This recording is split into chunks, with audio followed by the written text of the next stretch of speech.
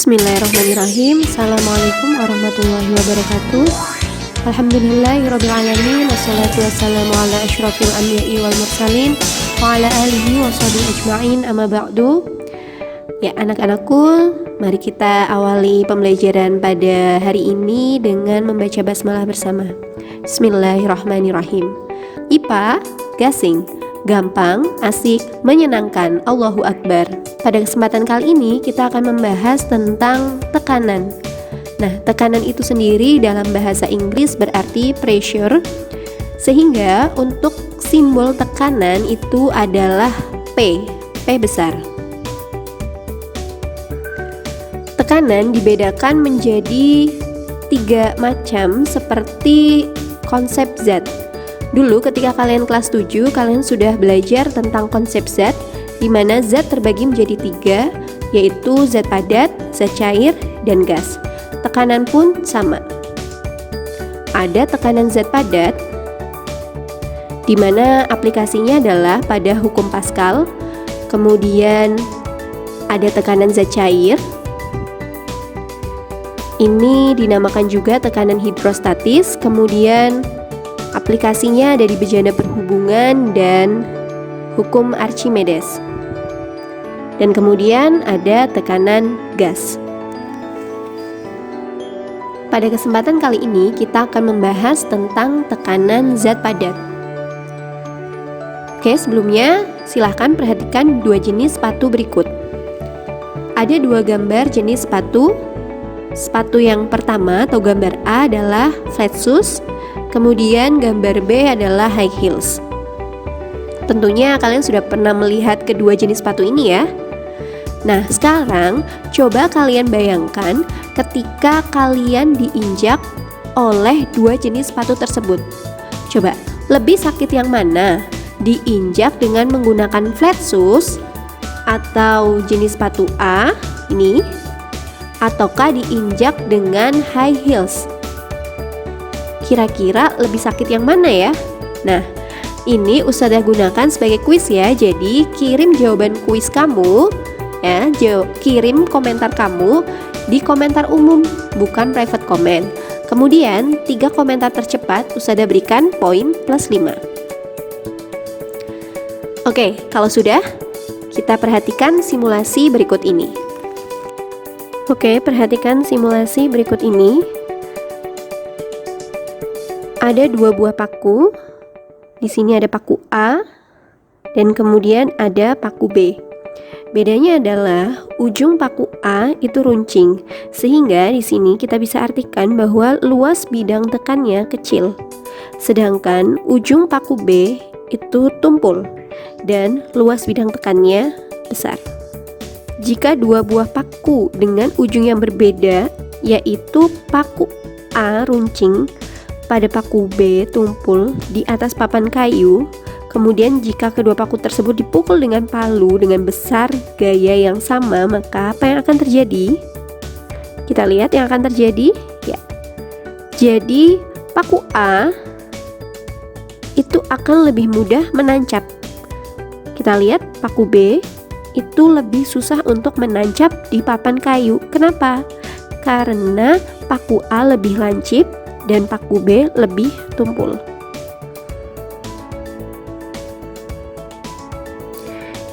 Kita lihat kembali. Apabila kalau tadi gayanya sama. Nah, sekarang ini kedua pakunya sama. Sama-sama berujung lancip, tetapi yang akan kita bedakan adalah gaya tekannya. Paku yang pertama ya, atau yang sebelah kiri ini kita tekan.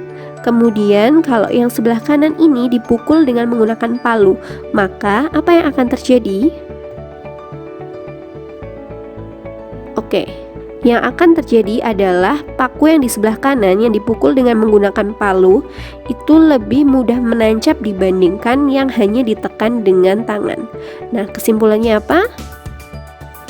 Berdasarkan simulasi yang telah kamu lihat, maka dapat kita peroleh bahwa tekanan benda itu dipengaruhi oleh 2 besaran, yaitu gaya dan luas bidang tekan. Apa hubungannya dengan gaya? Jadi, semakin besar gaya yang diberikan pada suatu benda, maka tekanannya akan semakin besar pula. Ataupun sebaliknya, jika gaya yang diberikan pada suatu benda itu kecil, maka tekanannya akan semakin kecil. Kalau dianalogikan di kehidupan sehari-hari, itu insya Allah lebih mudah. Jadi, gini ya, kalau ada seseorang yang suka gaya atau dia lebih sering memikirkan tentang gaya hidup, pasti tekanannya besar karena kebanyakan gaya. Tapi kalau dia orang yang santai ya, tidak kebanyakan gaya, insya Allah tekanan hidupnya akan kecil. Nah, besaran yang kedua itu adalah luas bidang tekan. Jadi semakin besar luas bidang tekan dari benda yang menekan, itu akan memperkecil tekanannya. Seperti tadi, antara flat shoes dengan high heels ya. Kalau flat shoes itu kan luas bidang tekannya lebih lebar atau lebih besar. Ketika menginjak kaki kita tidak terlalu sakit. Tapi kalau kita diinjak dengan high heels, kita lihat bagian bawah high heels itu luas permukaannya sangat kecil. Nah, kalau diinjak dengan benda yang luas permukaannya atau luas bidang tekannya kecil, itu akan menyebabkan tekanannya besar, jadi lebih sakit ketika diinjak dengan high heels. Oke, dari sini ya, kita dapatkan persamaan dari tekanan, di mana P sama dengan F dibagi A. Jadi tekanan itu sebanding dengan gaya dan berbanding terbalik dengan luas bidang tekan. F seperti yang sudah pernah Ustazah sampaikan di bab yang sebelumnya, bahwa F adalah gaya. Satuannya Newton. Kemudian A adalah area atau luas bidang tekan. Ada juga buku yang menyebutkan bahwa ini adalah luas permukaan.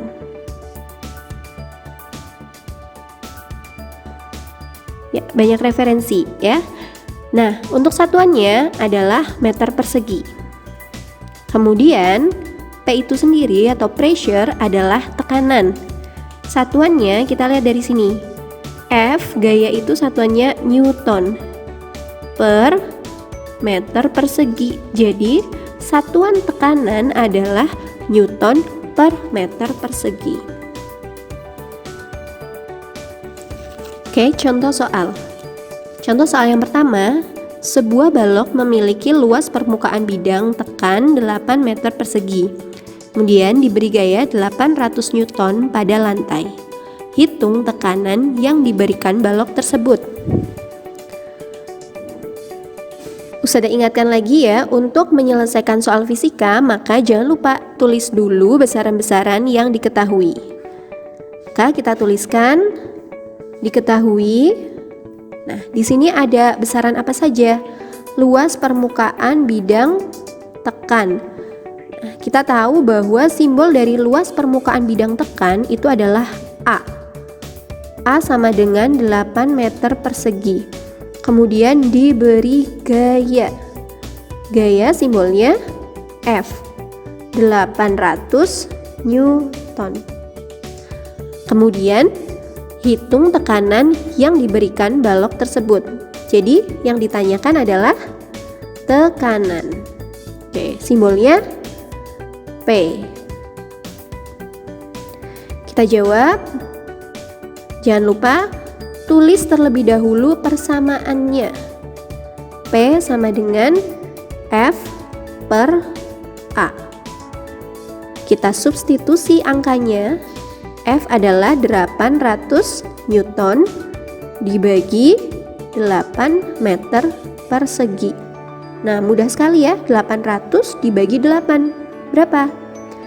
100 Newton per meter persegi. Jadi, tekanan yang diberikan pada balok tersebut terhadap lantai adalah 100 Newton per meter persegi. Oke, kita tuliskan ya. Jadi, tekanan yang diberikan pada balok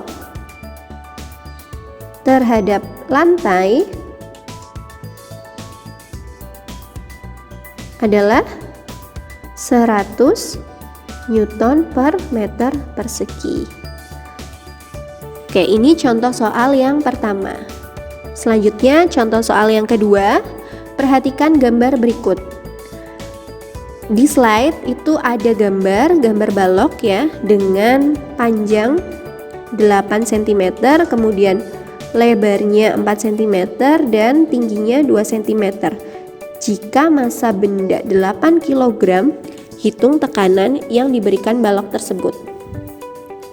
Jangan lupa kita tulis terlebih dahulu besaran-besaran yang diketahui. Besaran yang diketahui apa saja? Oke, ada panjangnya 8 cm, kemudian ada lebar 4 cm dan tinggi 2 cm. Kemudian di sini tertulis jika massa benda 8 kg. Massa simbolnya M, 8 kg. Ada lagi yang diketahui? Oke, sudah ya.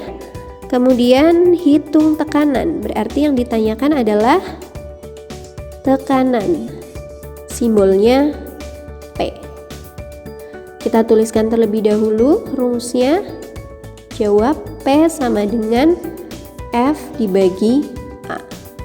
Nah, kita lihat dulu F-nya sudah ada atau belum? A-nya sudah ada atau belum? Karena besaran yang diketahui itu tidak ada F dan tidak ada A, maka kita harus cari tahu terlebih dahulu. Kita ingat kembali bahwa F adalah gaya. Gaya itu bisa macam-macam. Bisa gaya tekan, bisa gaya dorong, bisa gaya tarik, atau bisa juga gaya berat. Ketika benda diletakkan di suatu tempat, pasti secara otomatis memiliki gaya berat. Jadi yang kita gunakan di sini F-nya adalah gaya berat. Oke, kita misalkan di sini gaya berat ya. Simbolnya W. Gaya berat itu apa? Perkalian antara massa dengan percepatan gravitasi. Percepatan gravitasi kita anggap konstan, yaitu 10 meter per sekon kuadrat, sehingga gaya beratnya adalah massanya 8 kali 10. Ketemu gaya beratnya 80 Newton. Ini sama dengan F. Nah, kita jadi sudah mengetahui satu besaran, yaitu gaya atau F-nya. Bagaimana dengan A? Sekarang kita perhatikan gambarnya. Jika gambarnya seperti ini, ya, maka secara otomatis luas permukaan yang menekan atau luas bidang tekannya adalah bagian bawah. Bagian yang menyentuh benda. Berarti luasnya adalah luas alas. Luas bidang tekan di sini sama dengan luas alas balok. Kalau di matematika kita tahu persamaannya adalah panjang kali lebar. Kita substitusi panjangnya 8 cm kalikan lebarnya 4 cm. Berarti luas permukaannya adalah atau luas bidang tekannya 32 cm persegi. Nah, kita ingat kembali bahwa satuannya adalah meter persegi. Jadi kita konversikan dulu satuannya dari cm persegi menjadi meter persegi. Kita ingat tangga konversi ya. Oke. Ada kilometer, hektometer, dekameter, meter, desimeter, sentimeter, satu lagi milimeter. Dari sentimeter ke meter maka naik 2 tingkat, 2 tangga. Karena di sini persegi, maka 1 kali naik dibagi 100. Naik lagi dibagi 100. Jadi 2 kali naik dibagi 10.000. Nah, kita konversikan 32 cm persegi sama dengan 32 dibagi 10.000 meter persegi. Diubah tidak menjadi desimal, tidak usah, tidak masalah ya. Kita langsung saja nanti masukkan ke persamaannya. Kita substitusikan ya ke persamaan yang tadi. P sama dengan F-nya 80 dibagi per, sama seperti dibagi, 32 per 10.000. Nah, pembagian pecahan boleh dikali, dibalik seperti ini. Ada 80, ada 32. Boleh kita sederhanakan ini dibagi 8 jadi 1, dibagi 8 jadi 4. 10 kali 10.000, 100.000 dibagi 4. Hasilnya adalah 25.000 Newton per meter persegi ya. Oke, seperti itu. Mudah ya? Oke, insya Allah kalian bisa. Oke, kita lanjutkan. Salah satu aplikasi dari tekanan zat padat adalah hukum Pascal. Ya, hukum Pascal itu seperti yang sudah kalian lihat ya, ada di gambar. Itu adalah contoh dari hukum Pascal, yaitu pompa hidrolik. Nah, pemanfaatan tekanan zat padat itu tadi ya sudah saya jelaskan ada pada hukum Pascal. Hukum Pascal berbunyi bahwa tekanan suatu zat cair pada ruang tertutup akan diteruskan ke segala arah dengan sama besar. Jadi ini gambarnya seperti ini. Ini adalah zat padat. Ini juga zat padat. Ini namanya pompa hidrolik. Biasa ditemukan di tempat pencucian mobil ya. Kalau kalian pernah ke tempat pencucian mobil, itu kalian tahu bahwa mobilnya itu terangkat ya secara otomatis. Nah, itu sebenarnya adalah sistemnya menggunakan hukum Pascal, namanya pompa hidrolik tadi. Ini sebagai pistonnya tadi ya. Ini zat padat, ini zat padat, kemudian di dalamnya ini ada zat cair. Nah, hukum Pascal itu tekanan suatu zat cair pada ruang tertutup akan diteruskan ke segala arah dengan sama besar. Jadi ketika di sisi sebelah sini kita beri gaya, kemudian ini ada benda yang menekan, maka akan menghasilkan tekanan. Katakanlah di sini P1, maka akan diteruskan dengan sama besar. Ini nilainya juga sama, P1. Nanti ketika mengangkat mobilnya juga P1. Kalau di sini ada lagi, misalkan, ya nanti akan sama tekanannya, P1 juga, seperti itu. Nah, selain memanfaatkan tekanan zat padat, ya, pompa hidrolik atau hukum Pascal ini juga memanfaatkan tekanan zat cair atau tekanan hidrostatis karena zat yang digunakan di bawah ini adalah zat cair. Aplikasinya tadi ada di pompa hidrolik, kemudian ada di suntikan. Untuk persamaannya seperti ini, dari mana? P tadi kan tekanannya sama, P1 sama dengan P2. Di sini, ini P2. Nah, kita tahu bahwa P sama dengan F dibagi A. Maka muncullah persamaan hukum Pascal F1 dibagi A1 sama dengan F2 dibagi A2. Di mana F1 itu gaya yang kita berikan di sisi sini. Kemudian A1 adalah luas penampang atau luas bidang tekan di F1 tadi. F2 itu gaya yang mendorong mobilnya ke atas. Kemudian A2 itu adalah piston atau benda padat yang mengangkat mobil.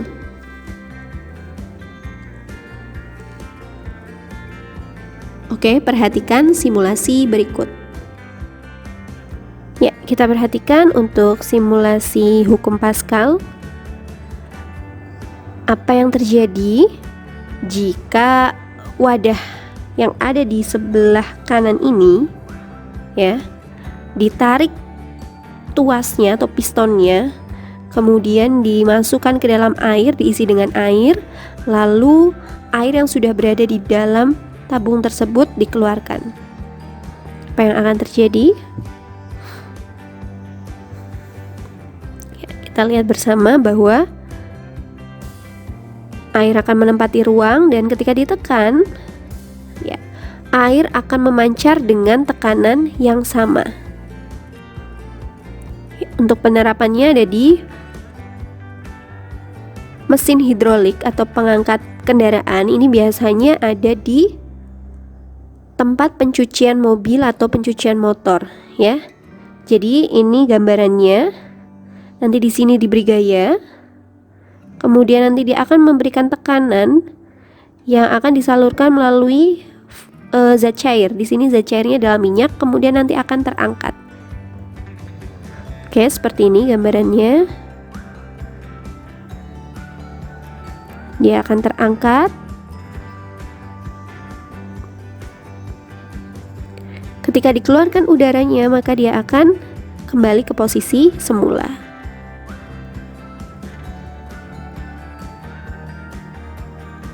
Kemudian contoh yang lain adalah dongkrak hidrolik, ya. Gambarannya seperti ini. Jadi nanti minyaknya akan masuk dan mengangkat, sehingga bisa mengangkat benda yang ada di atasnya. Kemudian jika ingin mengeluarkan atau menurunkan benda, ya, itu dikeluarkan minyaknya. Nah, ini kempa hidrolik contohnya. Kempa itu fungsinya untuk mengompres benda di sini. Jadi nanti bendanya akan dikompres. Contoh soal. Perhatikan gambar, ya. Di sini sudah tertulis jika F1 300 Newton, A1 16 cm persegi, dan A2 320 cm persegi. Hitung berat beban pada penampang 2 atau F2. Jangan lupa, ya, kita tuliskan dulu yang diketahui. Apa saja yang diketahui? F1 300 Newton, A1 16 cm persegi, A2 320 cm persegi. Yang ditanya adalah, ya, berat beban. Ingat, berat itu sama dengan gaya di penampang 2, berarti gaya di nomor 2 sini, F2. Jawab. Kita tuliskan dulu rumusnya. F1 per A1 sama dengan F2 per A2. Kita substitusi angkanya 300 Newton per 16 cm persegi sama dengan F2 nya kita belum tahu, dibagi 320 cm persegi. Nah, kita lihat, ya. Kita lihat di sini satuannya masih cm persegi. Apakah perlu dirubah? Untuk hukum Pascal itu tidak perlu dirubah. Dengan catatan satuannya sudah sama-sama cm persegi. Kalau di sini meter persegi, di sini cm persegi, berarti harus diubah salah satu. Jadi intinya di sini harus sama, ya. Nah, kalau sudah sama, kita bisa saling meniadakan satuannya. Kemudian kita sederhanakan, ya. 16 dibagi 16 1, 32 dibagi 16 2. Kemudian diapakan? Dikali silang, ya. Kita tulis dulu hasilnya tadi. 300 Newton per 1 sama dengan F2 per 20. Dikali silang.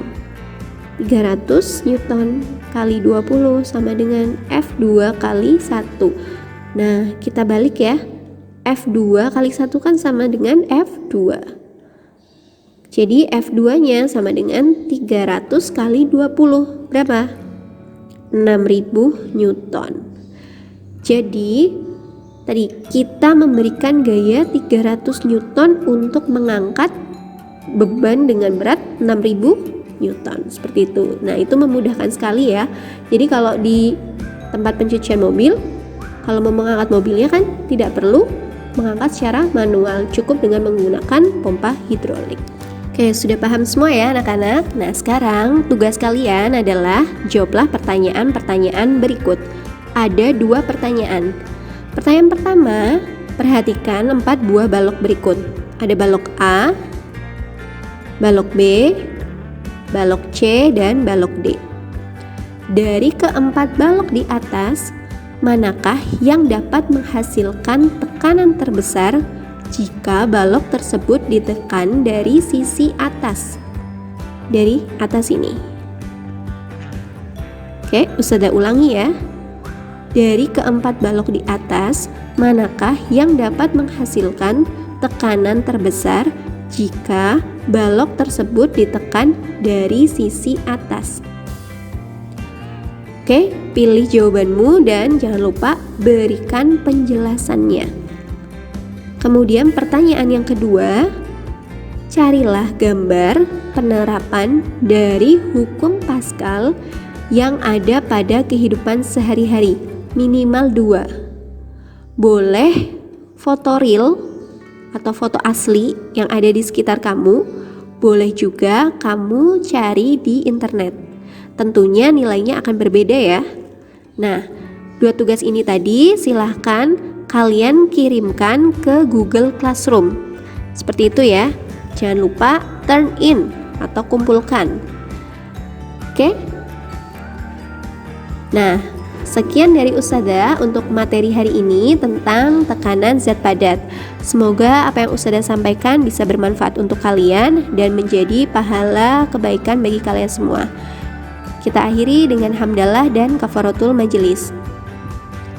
Oke, terima kasih. Jazakumullahu khairan katsiran. Wassalamualaikum warahmatullahi wabarakatuh.